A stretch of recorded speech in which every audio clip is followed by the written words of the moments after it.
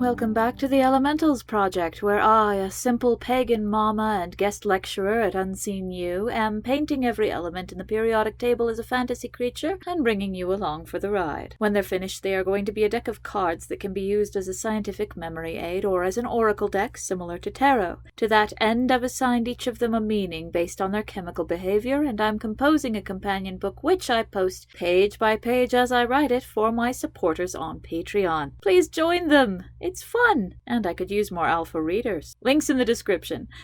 Meanwhile, let's chat about gallium. I am so happy that gallium falls now during Mermay. How lucky is that? Some of these elements are merpeoples because they are liquid at or around room temperature. Technically, gallium melts at 86 degrees Fahrenheit, which is a bit high to be a comfortable room, but I had to include her in the aquatic characters because I had this vision in my head. Call it skin temperature and it works. And that's the thing. All it takes to melt gallium is to hold it in your hand. It looks like mercury, but is much, much safer. We became familiar with it when Avi was marathoning the Davehax channel, which I shall indeed link in the description because he's got tons of gallium-related projects. As for the vision, I needed this character to be a mermaid anglerfish to reference the LEDs that use gallium. I have never seen a mermaid anglerfish, and since the goal is memorable and unmistakable character design, I am pleased with it. Although I must admit I never did a Google search to see if this was a common thing that I just haven't heard of. Hang on.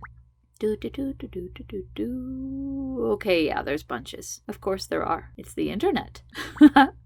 However, they're pretty freaking cool, and now gallium is one of them, so I shan't repine. I have done one painting that has a mermaid and an anglerfish, which turned out pretty awesome. I'd like to explore that concept further because I really love mermaids, and I've grown fascinated with deep-sea creatures because they are nuts. There are things down there that make Geiger look like Mary Engelbreit. Like, when I was trying to murify Hela, I wanted, obviously, to put a crab on her head, but I made the mistake of also searching for ocean spiders, because of course I did, and these are what I saw. I mean, holy shit, nightmare fuel! Why are they there? What are they doing? Are they ever coming for us? These things worry me. In other news, I have been marathoning Dominic Noble's channel, which is new on my radar, but well established and a joy to watch. I'll link it below. One of his film adaptation episodes is about the Neverending Story, which was, of course, a keystone movie of my childhood, and Dom did a fine job with his analysis, but his synopsis of the book was incomplete, so I've been jonesing to augment it with one of my own. So go watch his, and then come back. Are we here? Good. Ahem. Bastian is a fat and unpopular 10-year-old who loves books and has an emotionally absent father and a dead mother. He finds the titular book and steals it and takes it to the school attic, just like in the movie, and follows the harrowing adventures of Atreyu, and then both boys get told that the Empress always knew why she was sick and demands that Bastian say her new name, but in the book, he doesn't, because he knows he would be immediately transported to the throne room, and he just cannot appear all fat and timid in front of his heroes. He is so certain that they'll despise him. So the Empress gets in her glass litter carried by invisible servants and goes to Wandering Mountain to demand that the old man read the big book of everything. After a short argument, he complies, and he reads Bastian's tempestuous entrance into the bookshop, and the theft of the book, and the attic, and the Atreyu adventures, and the refusal to say the name, and the journey to Wandering Mountain, and after 2 complete read-throughs of the loop, Bastian relents and says her name, Moonchild, which is just an invention of his own, rather than his mother's name, as in the movie. I kind of like it better when it's his mother's name. But anyway, he is given the Orin and carte blanche to wish for anything, but these aren't Disney's Aladdin-style wishes. They're more like, I want to be handsome, and now he's handsome. And after a few hours as a handsome boy, he forgets he ever wasn't. He wants to be strong, and he's given an adventure to test his strength. He wants a companion, and he meets the guardian of the Rainbow Desert, and so on. He even gets to befriend Atreyu, as he always wanted. Every wish gives him a power he desires, but takes away fundamental bits of himself and his memories. Also, Everyone recognizes that his biggest power is his ability to make up stories that turn into truth because he's a human, and he's admired accordingly. And then, slowly, he does indeed go batshit crazy and start a war and try to declare himself emperor and drench the holy gardens in blood and piles of bodies. It's dark, man. He stabs Atreyu when they face each other, his old friend trying to take the Orin that gives him power before Falkor swoops in and rescues Atreyu, and Bastian goes on a quest to hunt them both down for their betrayal. During this journey, he learns that Atreyu was right, and that he was dead wrong. Also, he may well be fated to end up in the City of Lost Emperors, which is a mental ward of a town run by a monkey where humans always settle down when they name the Empress, come to Fantastica, start a war, and lose their minds. The monkey's like, "You don't belong here yet. You still have a few memories." Which revelation drives home to Bastian how much he owes to Atreyu. The other, better option is dangerous. He must make exactly the right wishes that will result in him getting home. It turns out that this is an old pattern. The world forgets the name of the childlike empress, which renders her ill. The Nothing starts to eat Fantastica with help from the Gmork and others like him. Every denizen of Fantastica who gets eaten by the Nothing becomes a lie in the primary world. A human comes to save them all and either goes mad, which is unfortunate, or goes home, there to complete his mission and fix both worlds by telling his odyssey, thereby turning lies back into citizens of Fantastica and restoring the balance. From here on in, Bastian's journey is introspective. He joins a hive mind for a bit. He finds a mother creature who lets him be a small child again for a while. He helps the blind man mine dreams in the frozen waste. The miner insists that Bastian, who has forgotten everything but his name at this point, needs to find a dream that matters to him. So he seeks through the images of the dreams as they come up out of the mine, and he eventually sees a picture of a middle-aged man who looks sad and lonely, and with no recollection that this is his father. He knows that this is the dream he was looking for, and he takes it with him. Eventually Atreyu finds and forgives him and helps him get back to his own world, where he runs to his dad and tells him all of it. And the father believes every single word and helps him tell his tale to the world.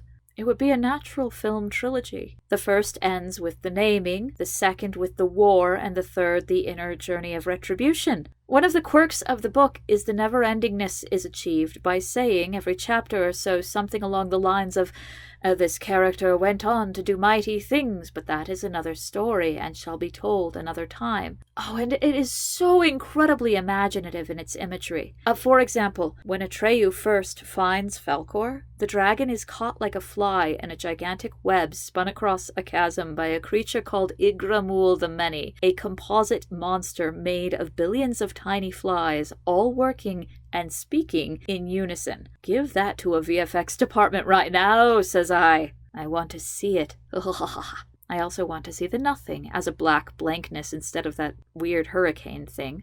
Oh, and I want to see the rainbow desert and the night forest and the bicolored sorceress with her steampunk soldiers. We're all waiting. They could even make Atreyu green as he was originally designed. We have that technology.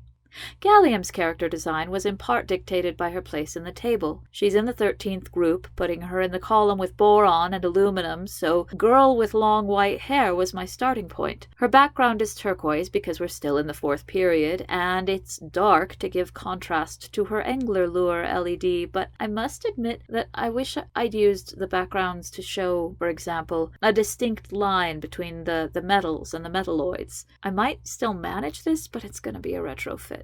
While painting, I mostly just tried to make the background appropriate to the individual. Sure, the period decides the color and the group decides the texture, up to a point, but the saturation, atmosphere, and all were freeform, and now I'm like, I could have infused more hidden meaning. Dang it.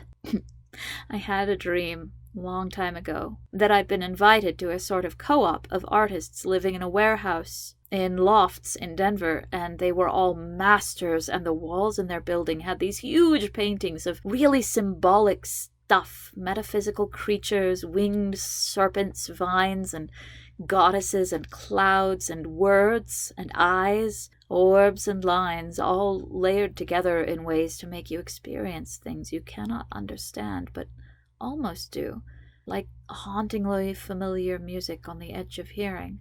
I was wandering around, taking it all in, and I was lucid enough to think, if I can paint even one of these when I wake up, I'll make my fortune. But sadly, when I did wake up, the visions quickly sublimed away. I did paint this based on the fragments of memories I'd been left, but it wasn't quite right.